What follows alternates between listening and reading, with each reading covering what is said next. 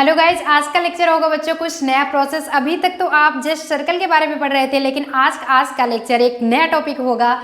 Constructions के बारे में जानेंगे। नया चैप्टर न्यू सिलेबस के साथ स्टार्ट करते हैं। कंस्ट्रक्शन होगा जो कि एक्सरसाइज 11.1 के बारे में चर्चा होगी। इंट्रोडक्शन पार्ट फर्स्ट, इसमें introduction part first and second सब कुछ बताया जाएगा। बहरहाल इस लेक्चर में बने रहेंगे तो इंट्रोडक्शन पार्ट 1 ही बताया जाएगा। और पार्ट 1 की कंडीशन क्या होगी, हेडलाइन आपको दिया जा चुका है, to divide a line segment in a given ratio.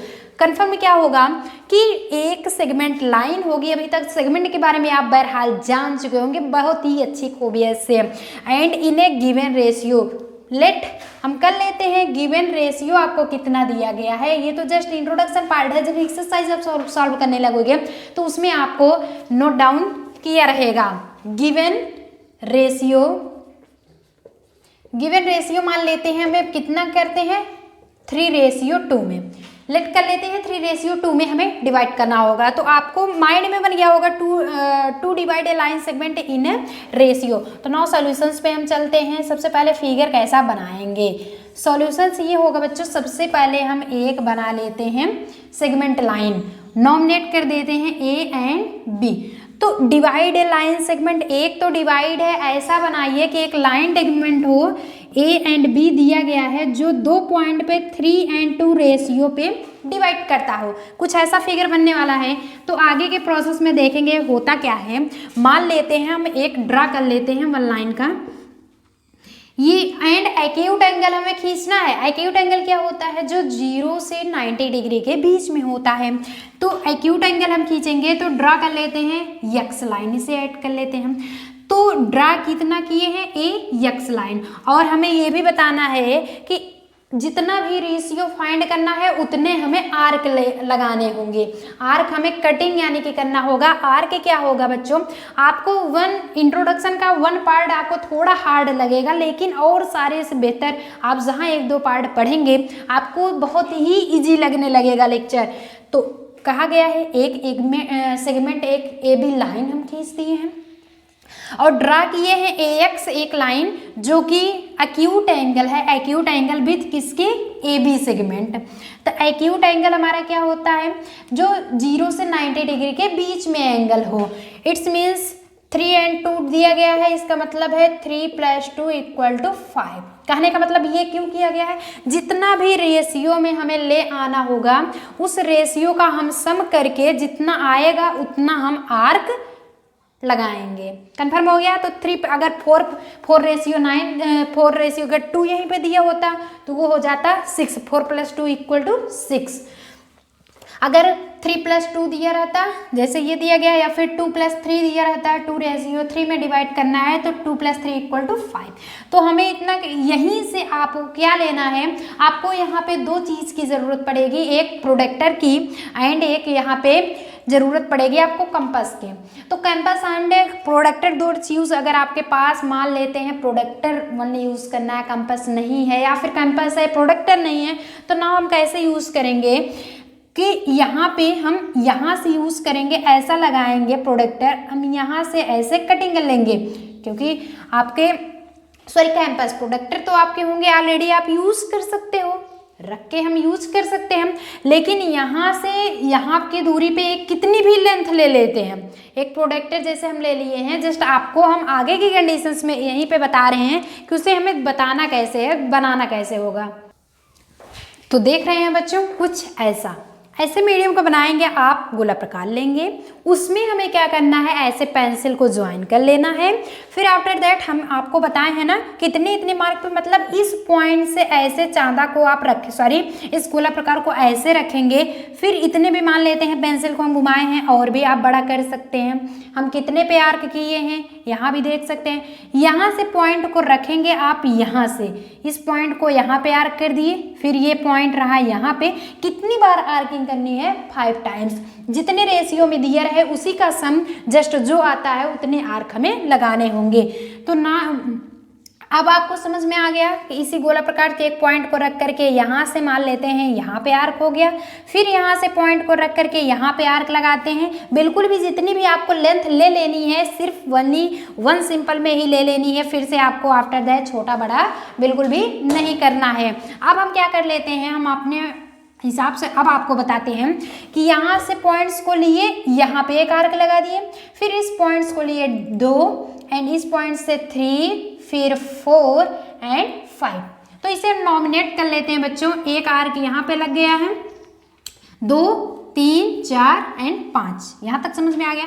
हम इस पॉइंट्स को ले लेते हैं A1, A2, A3। यहाँ पे आपको AB सेगमेंट है, यहाँ पे आपको ऑलरेडी समझ में ही आ रहा है। तो आप आर्क लगा चुके हो यहाँ पे, फिर ज्वाइन है 2, फिर 3 एंड 4 एंड 5। तो पेंसिल से लगाए हुए तो आपको लग जाएगा, एंड मार्कर से हम यूज़ करना है इसलिए हमारा रिमूव हो जा रहा है। तो हम इसे A1 कर दिए, A2, A3, A4 and A5 draw किए हैं। AX हमारी किरणें हैं।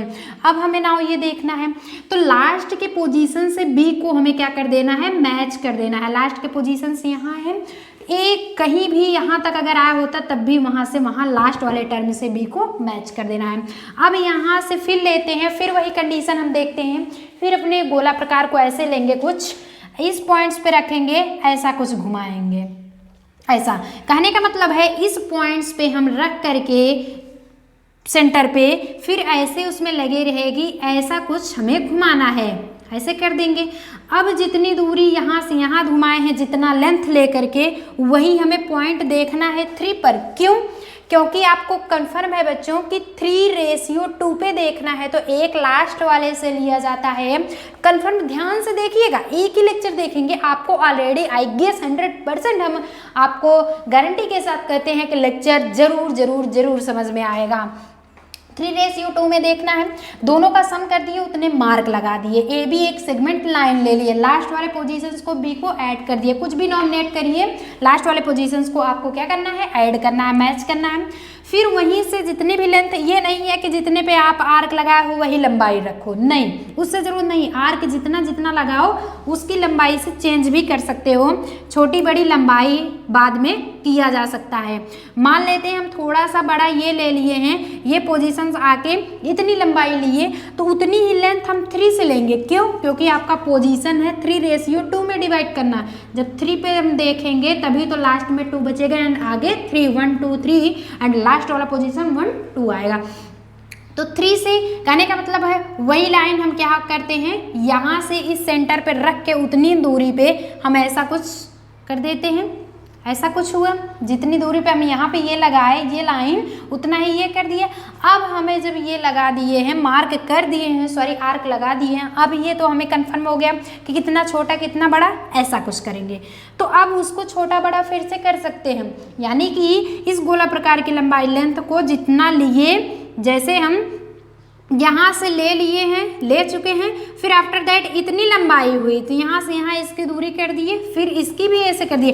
अब लेंथ से जितना हम नापेंगे, मान लेते हैं यहाँ से यहाँ की पॉइंट कितनी होगी, कहने का मतलब है यहाँ इस सर्कल से इस पॉइंट की जितनी भी लेंथ होगी वही उतना लेंथ यहाँ पे हम मार्क करके ऐसे कटिंग कर देते हैं। तो समझ में आ गया बच्चों, यहाँ से यहाँ तक जितना नापेंगे हम, मेजरमेंट जितना आएगा उतना इसमें करके अब क्या कर देते हैं, कटिंग को हम ऐसे मिला देते हैं। ये पॉइंट हम ले लेते हैं C।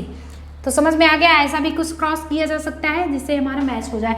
तो अब कहने का मतलब है 1, 2, 3 फर्स्ट पोजीशंस में आ गया 1, 2, 3 एंड सेकंड वाले में 1, 2।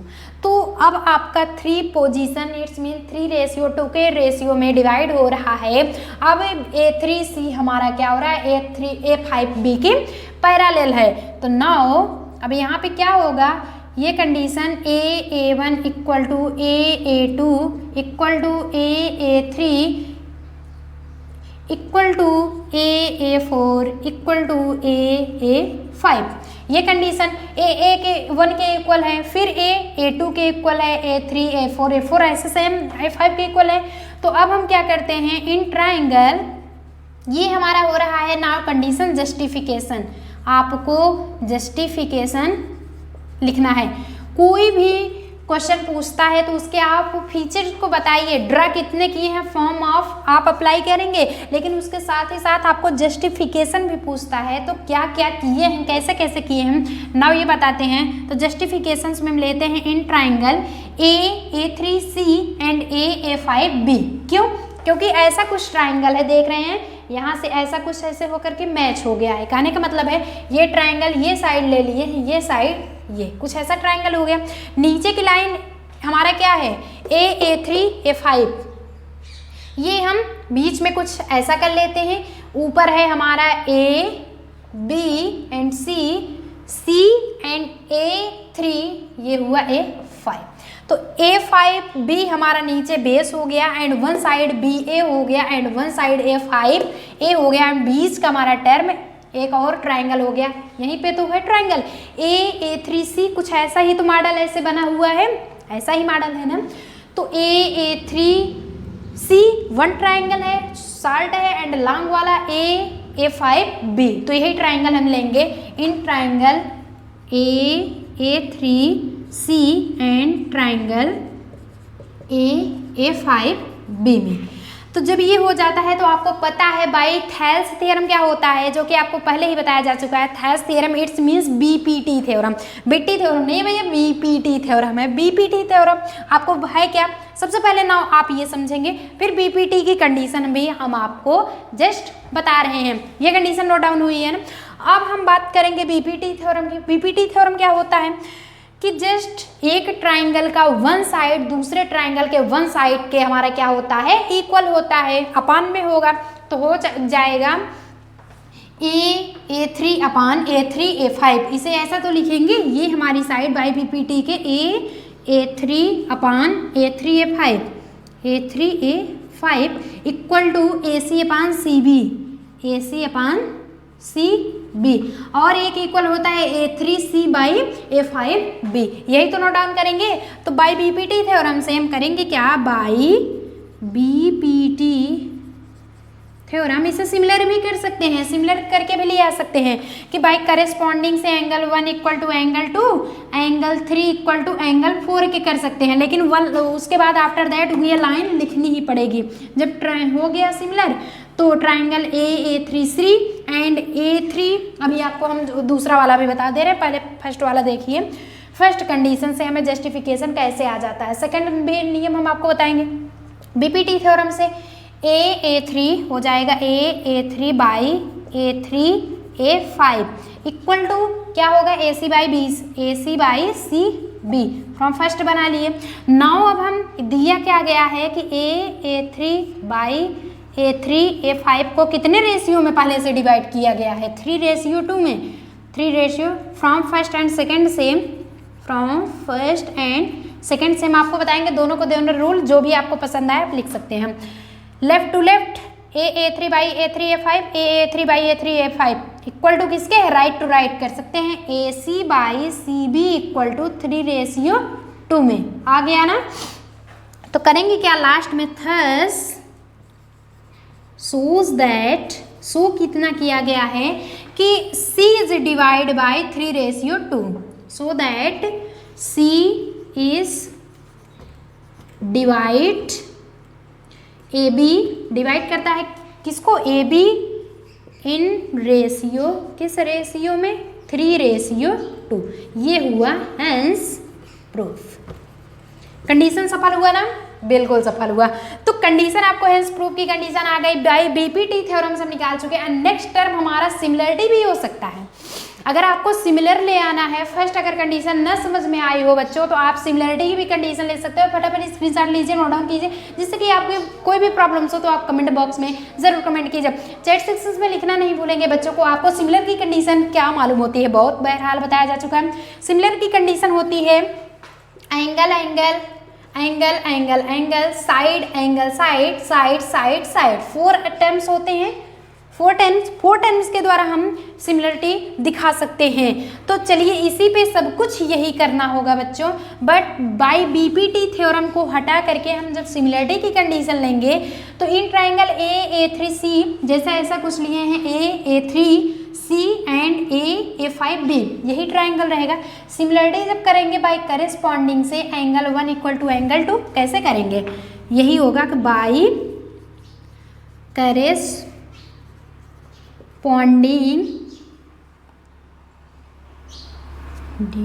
एक second, by corresponding angles, corresponding angles क्या होगा, एंगल 1 इक्वल टू एंगल 2, ये फर्स्ट इक्वेशन बन गया, एंगल 3 इक्वल टू एंगल 4, ये सेकेंड। तो बाई किससे हो जाएगा, by angle similarity of criteria triangle A3C is similar to triangle A5 B, similar हो गया। जब सिमिलर हो गया तो सिमिलर की साइड भी वही होगी सेम, तो A3 अपान A3 A5 सारी कंडीशन ये ऐसा ही कुछ नोट हो जाएगा। तो आपको अगर ना समझ में आया तो बाई करेस्पॉन्डिंग से सिमिलरिटी दिखा दीजिए, या फिर अगर आपको ना ऐसा भी समझ में आया तो आप फर्स्ट वाली कंडीशन दिखा दीजिए by BT theorem, BPT theorem यानी थेल्स थ्योरम। तो आई गेस आपको लेक्चर बहुत ही अच्छा लगा होगा बच्चों। मिलते हैं नेक्स्ट लेक्चर्स में, आपको part number 2 it's means introduction का पार्ट 2 देखेंगे। तो उसके लिए आपको थोड़े से इंतजार करना पड़ेगा, 1 days 1 terms and next terms होगा क्या, आप कंस्ट्रक्शंस का 2nd पार्ट देख लेंगे। तब तक के लिए स्क्रीनशॉट लीजिए, नोट डाउन कीजिए, कोई भी प्रॉब्लम्स हो आप कमेंट बॉक्स में जरूर कमेंट कीजिए बच्चों।